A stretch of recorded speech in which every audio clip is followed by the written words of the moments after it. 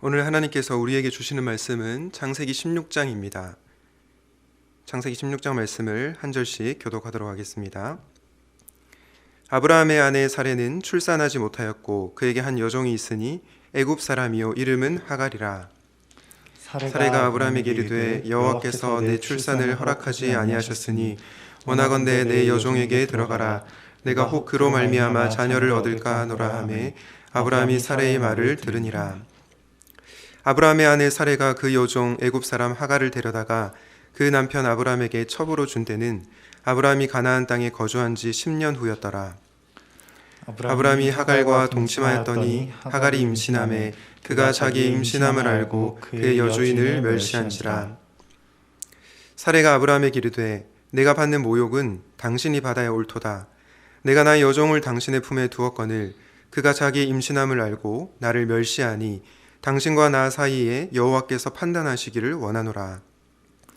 아브라함이 사레에게 이르되 당신의 여종은 당신의 수중에 있으니 당신의 눈에 좋을 대로 그에게 행하라 하매 사레가 하갈을 학대하였더니 하갈이 사레 앞에서 도망하였더라. 여호와의 사자가 광야의 샘물 곁 곧 술김 샘 곁에서 그를 만나 이르되 사레의 여종 하갈아 내가 어디서 왔으며 어디로 가느냐. 그가 이르되 나는 내 여주인 사레를 피하여 도망하나이다. 여호와의 사자가 그에게 이르되 내 여주인에게로 돌아가서 그 수하에 복종하라. 여호와의 사자가 또 그에게 이르되 내가 내 씨를 크게 번성하여 그 수가 많아 셀 수 없게 하리라. 여호와의 사자가 또 그에게 이르되 내가 임신하였은즉 아들을 낳으리니 그 이름을 이스마엘이라 하라. 이는 여호와께서 내 고통을 들으셨음이니라. 그가 사람 중에 들나귀같이 되리니 그의 손이 모든 사람을 치겠고 모든 사람의 손이 그를 칠지며 그가 모든 형제와 대항해서 살리라 하니라. 하갈이 자기에게 이르신 여호와 이름을 나를 살피시는 하나님이라 하였으니 이는 내가 어떻게 여기서 나를 살피시는 하나님을 배웠는고 함이라. 이러므로 그 샘을 브엘라 헤로이라 불렀으며 그것은 가데스와 베레 사이에 있더라. 하갈이 아브라함의 아들을 낳음에 아브라함이 하갈을 낳은 그 아들을 이름하여 이스마엘이라 하였더라. 하갈이 아브라함에게 이스마엘을 낳았을 때에 아브라함이 86세였더라. 아멘. 오늘의 말씀은 내가 있어야 할 자리입니다. 여러분 축구 선수 김병지 선수 잘 아시죠? 꽁지 머리에 현역 시절에 탁월한 실력으로 활동했던 골키퍼였습니다. 그런데 이 김병지 선수가 2002년 한일 월드컵 때 경기에 출전하지 못했습니다. 히딩크 감독이 이 김병지 선수를 출전하지 못하게 했는데요. 그 이유가 무엇일까요? 이유는요. 네? 너무 반응을 잘해주셔서 당황했는데 그 이유는 홍콩에서 우리 교회랑 좀 이렇게 어울리지 않는 분위기인데 그 이유는 홍콩에서 열렸던 우리나라와 파라과이와의 경기 때문이었습니다.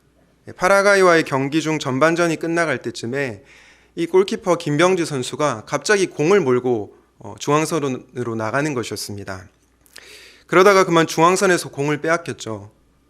당연히 우리 편 골문에는 골키퍼가 없었고 굉장히 위험한 상황이 되었습니다. 다행히 수비가 막아서 골을 먹진 않았지만 아슬아슬하게 전반전 경기가 끝이 났습니다. 이 모습을 본 히딩크 감독은 즉시 김병지 선수를 교체했습니다. 그리고 김병지 선수는 그날 이후 월드컵 게임까지 출전을 못하게 되었습니다.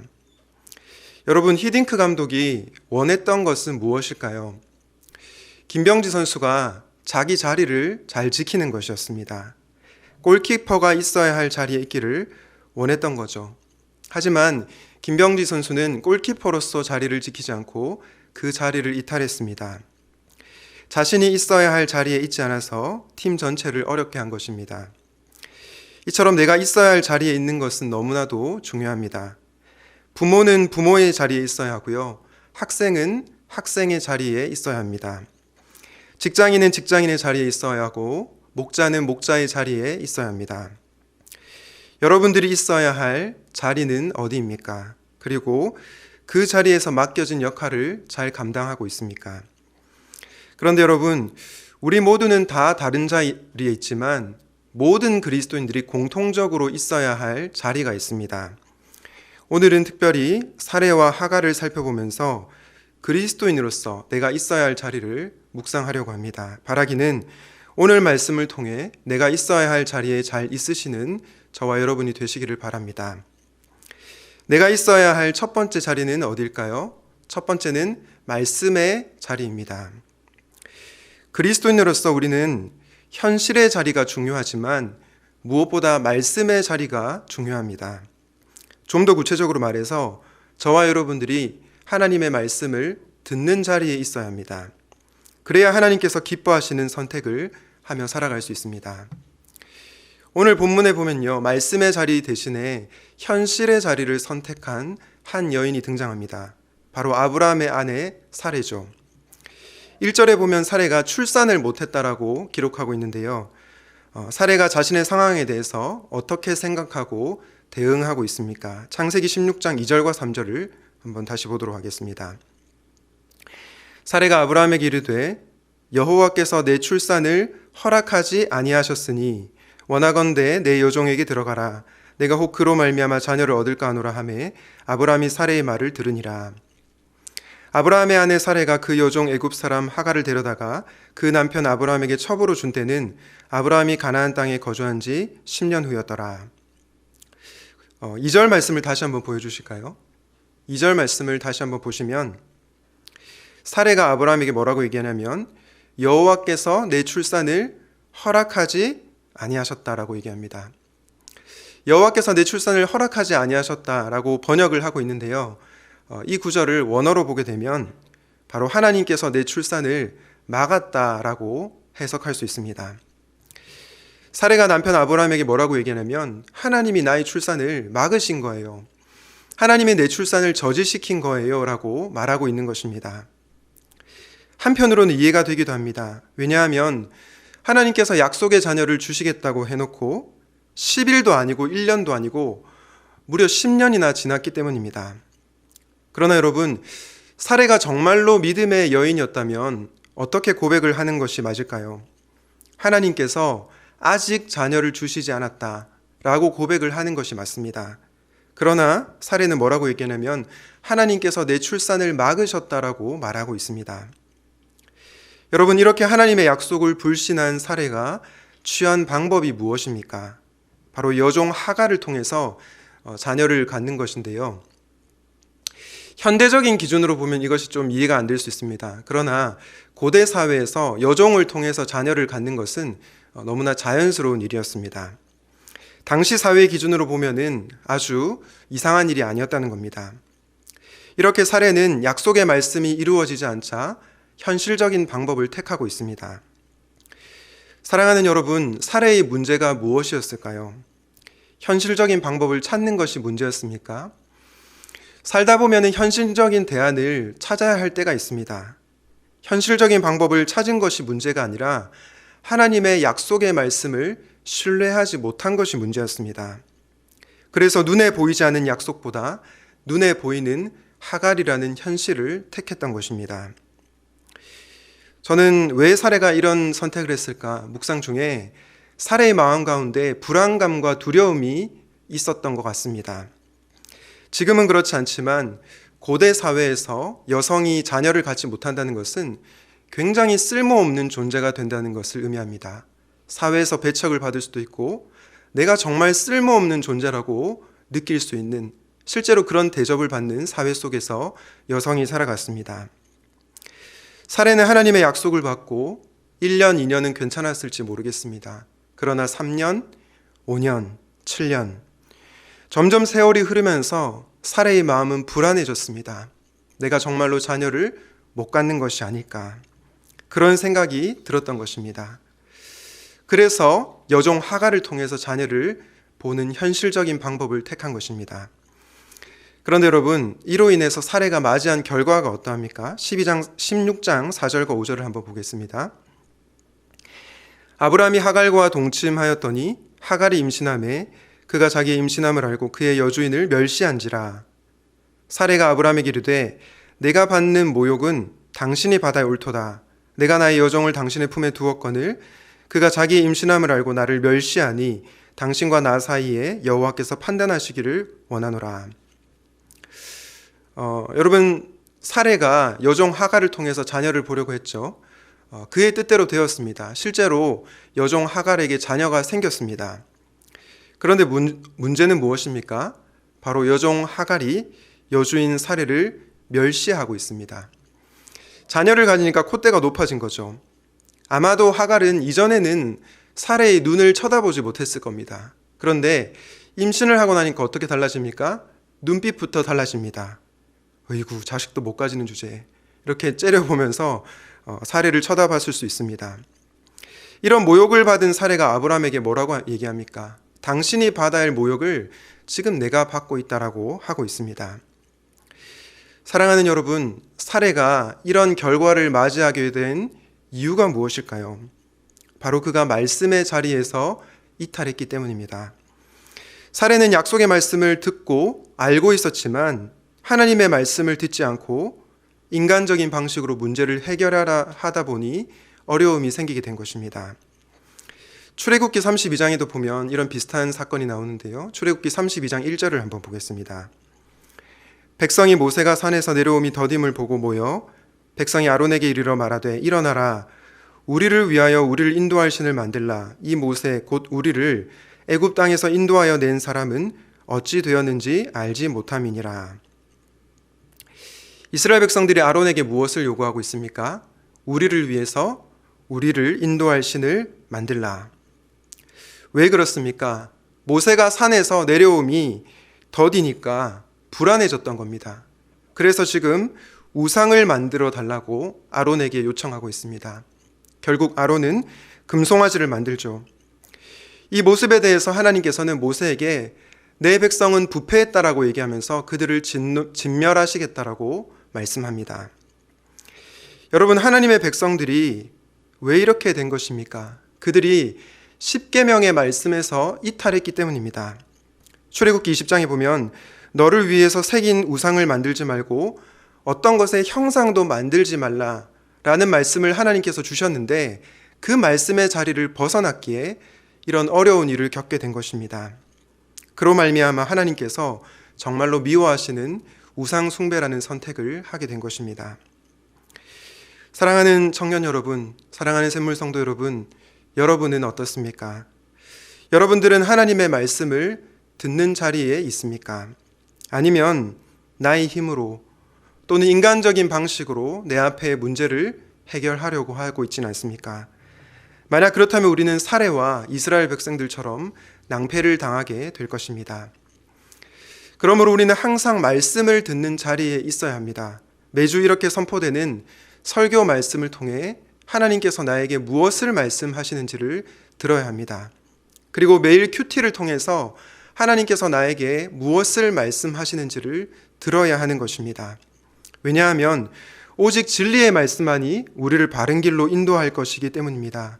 바라기는 말씀의 자리에 있으므로 하나님께서 기뻐하시는 선택을 하며 살아가시기를 주님의 이름으로 축복합니다. 내가 있어야 할 두 번째 자리는 어딜까요?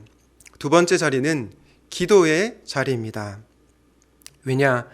말씀의 자리뿐만 아니라 기도의 자리 역시 하나님께서 저와 여러분을 만나 주시는 자리이기 때문입니다. 특별히 하나님은 고난 중에 우리의 기도를 들으십니다. 앞서 우리는 콧대가 높아져서 여주인 사레를 멸시한 하갈의 모습을 보았습니다. 이에 대해서 사레가 어떻게 반응하고 있습니까? 창세기 16장 6절을 다시 보겠습니다. 아브라함이 사레에게 이르되 당신의 여종은 당신의 수중에 있으니 당신의 눈에 좋을 대로 그에게 행하라 하매 사레가 하갈을 학대하였더니 하갈이 사레 앞에서 도망하였더라. 사레가 아브라함에게 원망을 하자 아브라함이 뭐라고 얘기합니까? 사레에게 당신의 종이니 당신 마음대로 하시오라고 얘기합니다. 그러자 사레가 하갈을 학대했다라고 얘기하고 있습니다. 이 학대하다라고 하는 동사가 출애굽기 1장 11절에 쓰였는데요. 출애굽기 1장 11절에 보면 감독들을 그들 위에 세우고 그들에게 무거운 짐을 지워 괴롭게 하여라고 성경이 얘기하고 있습니다. 애굽 사람들이 이스라엘 자손을 굉장히 고통스럽게 하고 있죠. 무거운 짐을 지어서 괴롭게 하는 것, 여기서 사용된 동사가 바로 학대하다라는 동사와 동일한 동사입니다. 이렇게 엄청난 고통을 당한 하갈은 광야로 도망을 치게 됩니다. 물론 하갈이 여주인을 멸시한 것은 잘못이었지만 광야로 도망친 하갈의 입장을 생각해 보면 정말로 불쌍하기 그지없습니다. 여러분, 당시 광야는요, 아무것도 의지할 곳이 없고 심지어 목숨조차 잃을 수 있는 그런 장소였습니다. 게다가 하갈의 뱃속에는 갓난아이가 있었죠. 임산부인 여인이 홀로 사막을 배회하고 있는 장면을 여러분의 머릿속으로 한번 상상해 보십시오. 하갈이 얼마나 두려웠을까요? 그에게 이루 말할 수 없는 두려움이 찾아왔을 것입니다. 그런데 오늘 본문에 보니 그런 하갈을 찾아간 분이 계십니다. 바로 여호와의 사자인데요. 그 여호와의 사자가 창세기 16장 11절에서 이렇게 말씀하고 있습니다. 여호와의 사자가 또 그에게 이르되 네가 임신하였은즉 아들을 낳으리니 그 이름을 이스마엘이라 하라. 이는 여호와께서 너의 고통을 들으셨음이니라. 하나님께서 하갈의 고통을 들으셨습니다. 신음하며 부르짖는 하갈의 목소리를 하나님께서 분명히 듣고 계셨다는 것입니다. 그러면서 하갈이 하나님에 대해서 어떻게 고백하고 있습니까? 창세기 16장 13절 말씀을 저와 여러분이 같이 한번 읽어보도록 하겠습니다. 시작. 하갈이 자기에게 이르신 여호와의 이름을 나를 살피시는 하나님이라 하였으니 이는 내가 어떻게 여기서 나를 살피시는 하나님을 배웠는고 함이라. 하갈이 고백하는 하나님은 어떤 분이십니까? 나를 살피시는 하나님입니다. 원어에 따르면 나를 보시는 하나님입니다. 하나님께서 그녀의 고통 소리를 들으시고 보시고 계셨던 것입니다. 한마디로 하나님은 하갈의 삶에 관심이 아주 많으셨던 것입니다. 말씀드린 것처럼 하갈은 광야에서 정말로 두렵고 외로웠을 것입니다. 여종으로 사는 것도 힘들었는데 광야에서 아이를 품고 배회를 하니 얼마나 두렵고 외로웠을까요? 아무도 그의 마음을 이해하지 못한다고 느꼈을 것입니다. 그런데 이게 웬일입니까? 위대하시고 전능하신 하나님께서 하갈의 신음소리를 들으시고 그를 보시고 계셨던 것입니다. 여러분, 이것을 안 하갈의 마음이 어땠을까요? 너무나 큰 위로를 경험했을 것입니다. 사랑하는 샘물 성도 여러분, 기도가 무엇입니까? 저는 하나님 앞에서 신음하는 것도 기도가 될 수 있다고 봅니다. 너무 힘들어서 어떤 말도 나오지 않는데 그저 하나님 앞에 눈물 흘리는 것, 그리고 하나님께 아버지라고 부르짖는 것, 그 모든 것이 기도가 될 수 있습니다. 꼭 화려한 미사여구를 사용할 필요가 없는 것입니다. 그냥 있는 모습 그대로 우리 하나님 앞에 나아가기만 하면 되는 것입니다. 시편 116편에 보면 시인이 하나님을 사랑하는 방법이 기도라고 하는데요. 시편 116편 1절과 2절을 저와 여러분 같이 한번 읽어보겠습니다. 시작. 여호와께서 내 음성과 내 간구를 들으심으로 내가 그를 사랑하는도다. 그의 귀를 내게 기울이셨으므로 내가 평생에 기도하리로다. 시인이 하나님을 사랑하는 이유가 무엇이라고 합니까? 하나님께서 내 음성과 내 간구를 들으셨기 때문이다 라고 고백합니다. 그리고 시인이 내가 평생에 기도하겠다라고 고백하는 이유가 무엇입니까? 하나님께서 그의 귀를 내게 기울이셨기 때문이라고 말씀하고 있습니다. 기도자의 기도 소리를 놓치고 않고 들으시는 분이 저와 여러분이 믿는 하나님이십니다. 그런데 여러분, 이 시인이 처한 상황은 어떤 상황이었을까요? 우리가 읽진 않았지만 시편 116편 3절에 보면 이런 표현이 나옵니다. 죽음의 올가미가 자신을 얽어매고 스올의 고통이 자신을 엄습하여서 고난과 고통이 자신을 덮쳐올 때라고 고백하고 있습니다. 한마디로 시인은 지치고 힘들어서 죽고 싶은 그런 심정 가운데 놓여 있었던 것입니다. 그런데 시인이 누구로부터 위로를 경험하고 있습니까? 그의 음성과 간구를 들으시는 하나님으로 인해서 위로를 경험하고 있는 것입니다. 그래서 그는 고난 중에서도 내가 평생 기도하리로다라고 고백했던 것입니다. 이처럼 하갈도 시편 116편의 저자도 기도를 통해서 그들의 고통을 들으시고 보시는 하나님을 만났던 것입니다. 제가 예전에 새벽기도 설교할 때 예화로 든 적이 있는데요. 저는 대학생 시절 때 선교단체 활동을 했었습니다. 당시에 저를 섬겨주셨던 간사님과 최근에 통화를 한 적이 있습니다. 간사님께서 간사로 섬길 시절에 어떤 분에게 큰 오해를 받고 정말 모진 어떤 괴롭힘, 어려움을 당했다라고 그렇게 저에게 나눠주셨습니다. 당시 간사님은 너무 억울했지만 사람들에게는 말하지 않고 하나님께 자신의 억울함을 아뢰드렸다고 합니다. 그런데 여러분, 그 일이 있고 나서 20년이 흘렀는데요. 20년 뒤에 이 간사님을 오해한 분이 찾아오셔서 그때 내가 너를 오해했고 너에게 정말 잘못된 행동을 했다 라고 사과를 하셨다고 합니다. 여러분, 이 간사님의 마음이 얼마나 평안했을까요? 그동안 쌓여있던 채증이 내려가는 것을 느꼈을 것입니다. 그런데 그것보다 저는 간사님께서 저에게 이후에 하신 말씀이 더 크게 와닿았습니다. 뭐라고 말씀하셨냐면, 오해가 풀린 것도 감사한데 하나님께서 나의 신음소리를 듣고 계셨구나. 하나님은 나의 기도 소리를 듣고 계셨구나. 이런 고백을 하셨습니다.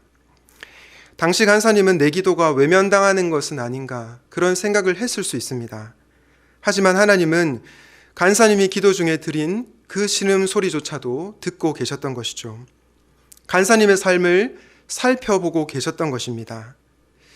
저는 이 이야기를 들으면서 때로 하나님께서 우리의 기도를 듣지 않는 것처럼 느껴질 수 있지만 하나님은 아주 작은 신음소리조차도 들으시는구나 라는 확신이 들었습니다. 사랑하는 샘물 성도 여러분, 여러분이 기도할 때 하나님은 여러분의 아주 작은 신음소리조차도 들으십니다. 그리고 여러분의 삶을 살펴보고 계십니다. 하갈의 아픔에 공감하시며 그녀를 찾아오셨던 하나님은 지금 우리의 삶에 찾아오셔서 우리의 아픔에 공감하십니다.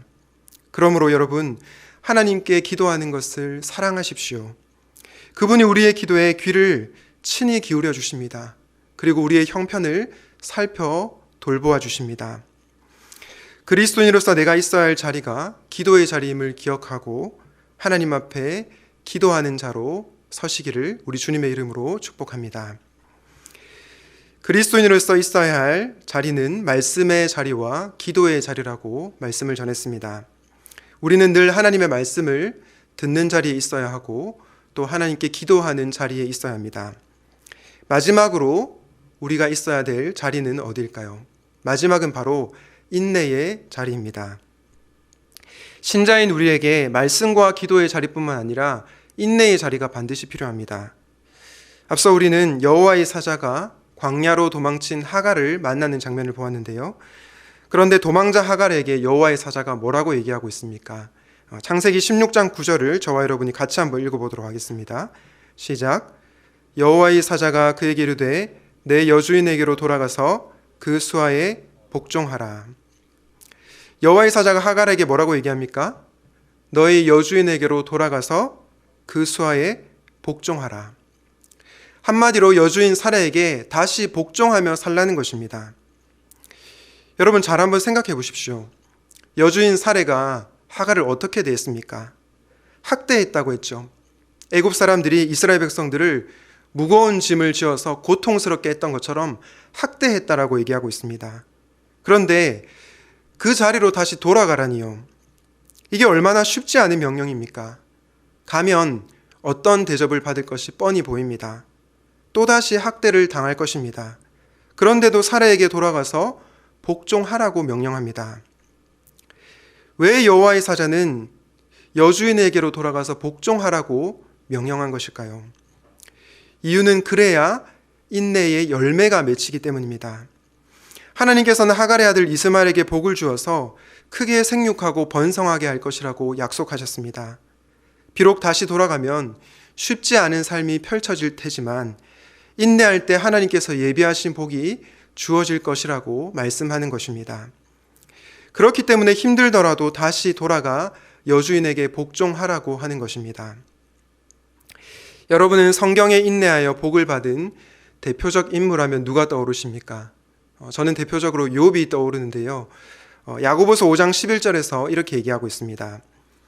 보라, 인내하는 자를 우리가 복되다 하나니 너희가 욥의 인내를 들었고 주께서 주신 결말을 보았거니와 주는 가장 자비하시고 긍휼히 여기시는 이시니라. 야고보 사도가 인내하는 자를 복되다라고 하면서 욥의 인내를 말하고 있습니다. 그리고 주께서 주신 결말을 보았거니와 주는 가장 자비하시고 긍휼히 여기시는 이시라고 얘기하고 있습니다. 여러분, 욥이 어떤 고난을 겪었습니까? 집도 잃고 가족도 잃고 모든 것을 하루아침에 다 잃었습니다. 그런데 욥의 친구들은 욥이 죄를 지어서 너가 뭔가 잘못한 게 있기 때문에 그런 고통을 당하는 것이라고 그를 몰아세웠습니다. 의롭고 경건하고 악에서 떠난 욥이 얼마나 억울했을까요? 얼마나 힘들었을까요? 그런 내용을 잘 알 수 있는 것이 우리가 욥기 10장 18절과 19절을 보면 알 수 있습니다. 어찌하여 나를 모태에서 나오게 하셨습니까? 차라리 그 누구의 눈에도 뜨이지 않고 숨져 태어나지도 않았던 듯이 모태에서 무덤으로 바로 갔다면 좋았을 것을. 여러분, 이 구절을 통해서 우리가 알 수 있는 사실은 무엇입니까? 욥은 고난 속에서도 끝까지 인내하였지만 욥이 우리와 똑같은 인간이라는 것입니다. 특별히 대단한 사람이 아니라 욥은 우리와 성정이 똑같은, 우리와 본성이 똑같은 아주 연약한 인간이라는 것입니다. 그런데 이렇게 연약한 욥이 어떻게 인내할 수 있었던 것입니까? 정답은 하나님 때문이었습니다. 앞서 야고보서 5장 11절에서 읽었던 것처럼 가장 자비하시고 긍휼히 여기시는 주님 때문이었습니다. 그를 불쌍히 여기시는 주님 때문에 욥이 결국은 인내할 수 있었던 것입니다. 여러분은 인내라고 하면 어떤 정의가 떠오르십니까? 많은 사람들이 인내를 단순히 오래 참는 것이라고 생각합니다. 그냥 오래 참는 것이 인내라고 생각합니다. 그러나 저는 성경이 말하는 인내란 이것이라고 생각합니다. 성경이 말하는 인내는 하나님께 나의 연약함을 맡기는 태도입니다. 하나님께 나의 연약함을 맡기는 태도가 바로 성경이 말하는 인내입니다. 여러분, 영어로 patient라고 하는 단어를 아시죠? 이 patient라고 하는 단어 명사로는 환자라는 뜻이고 형용사로는 인내심이 있는 이란 뜻입니다. 그런데 이게 참 묘하죠. 환자는 자신의 연약함을 누구에게 맡깁니까? 의사에게 맡깁니다. 그리고 의사에게 자신의 몸과 마음을 맡기는 자는 치유와 회복을 경험하게 됩니다. 영적인 세계도 마찬가지입니다. 우리는 우리의 영혼의 의사이신 하나님께 우리의 연약함을 맡겨야 합니다. 하나님, 정말로 인내하는 것이 쉽지가 않습니다. 부디 도와주십시오. 제 힘으로는 도무지 버틸 수가 없습니다. 주님의 강권적인 은혜가 필요합니다. 이렇게 우리의 연약함을 맡기며 나아갈 때 하나님께서 우리로 하여금 인내케 하시는 것입니다. 그러므로 인내는 뛰어난 능력을 가진 초인들이 하는 것이 아니고요. 아주 평범한 저와 여러분이 하는 것입니다. 왜냐하면 내 인내심이 대단해서가 아니라 하나님이 우리로 인내케 하시기 때문입니다. 사랑하는 성도 여러분, 여러분은 사례처럼 인내하지 못하고 하나님의 말씀보다 인간적인 방법을 취하고 있지는 않습니까? 아니면 하갈처럼 도망을 치고 있지는 않습니까? 만약 그렇다면 우리는 결코 하나님께서 원하시는 열매를 맺을 수가 없습니다. 우리가 열매를 맺기 위해 우리는 인내의 자리에 머물러 있어야 합니다. 여러분이 인내에서 머물러야 할 자리는 어디입니까? 저는 여러분들이 이 말씀을 너무 단순적으로 기계적으로 적용하지 않기를 바랍니다. 어떤 사람은요, 지금 있는 자리에서 버텨야 합니다. 또 지난주 설교하셨던 옥경윤 목사님처럼 떠나야 할 사람이 있습니다. 중요한 것은 무엇입니까? 부르심입니다. 하나님께서 나를 부르신 곳이고 내가 머물러야 할 자리라면 힘들더라도 버텨야 하는 것입니다. 반면에 하나님께서 떠나라고 하셨다면 내 앞길이 막막하고 불안하다 하더라도 떠나야 하는 것입니다. 그것이 바로 내가 있어야 할 자리입니다. 와타나베 가츠코라고 하는 수녀님이 계신데요. 이분이 당신이 선 자리에서 꽃을 피우세요라고 하는 책을 썼습니다. 이분은요, 9살 때 부친이 쿠데타 세력의 총탄에 맞아서 죽는 장면을 두 눈으로 목격했습니다. 여러분 한번 생각해 보십시오. 9살 어린 나이에 아버지가 총에 맞아서 죽는 것을 목격했으니 얼마나 큰 충격이었겠습니까? 이 수녀님은 사회적으로 나중에 성공했지만 어릴 적 겪었던 이 트라우마로 인해서 너무 힘든 삶을 살았고 우울증을 겪기도 했습니다. 그러나 이런 고통을 겪고 난 이후에 당신이 선 자리에서 꽃을 피우세요 라는 책을 쓰게 되었고, 이 책에서 이렇게 얘기합니다. 꽃을 피울 수 없을 때는 땅속 깊이 뿌리를 내리세요. 당신의 자리에서 꽃을 피우세요. 사랑하는 여러분, 저는 여러분들이 있어야 하는 자리에서 열매를 맺기를 바랍니다. 그러기 위해서 우리에게 인내가 필요합니다. 내 힘으로 할 수 없기에 말씀과 기도로 주님 안에서 뿌리를 내려야 합니다. 그럴 때 주님께서 저와 여러분으로 하여금 인내의 열매를 맺게 하실 것입니다. 타협하거나 도망가지 말고 주님이 부르신 그 자리에서 인내함으로 열매를 맺으시기를 주님의 이름으로 축복합니다. 말씀을 정리하겠습니다. 오늘은 그리스도인이 있어야 할 자리에 대해서 묵상을 했는데요. 내가 있어야 할 자리는 어디입니까? 먼저 말씀의 자리입니다. 우리는 타협하지 않기 위해서, 인간적인 방법을 취하지 않기 위해서 말씀의 자리에 있어야 합니다. 두 번째로 우리는 기도의 자리에 있어야 하겠습니다. 하나님은 고난 중에 신음하는 자의 소리를 귀 기울여 들으십니다. 또한 우리의 삶과 형편을 살펴보고 계십니다. 기도할 때 우리는 이 하나님을 만나게 될 것입니다. 마지막으로 인내의 자리입니다. 말씀과 기도가 너무나도 중요하지만 우리의 삶의 현장이 빠지면 우리는 결코 열매를 맺을 수가 없습니다. 하나님께서 보내신 그 자리에서 꽃을 피워야 합니다. 내 힘으로 인내할 수 없기에 하나님께 나의 연약함을 맡기며 나아가야 합니다. 그럴 때 하나님께서 인내의 열매를 맺게 해주실 것입니다.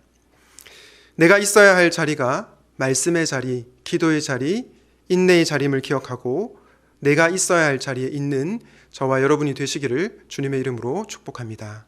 아멘. 우리 말씀을 기억하면서 인내라는 찬양 함께 찬양하도록 하겠습니다.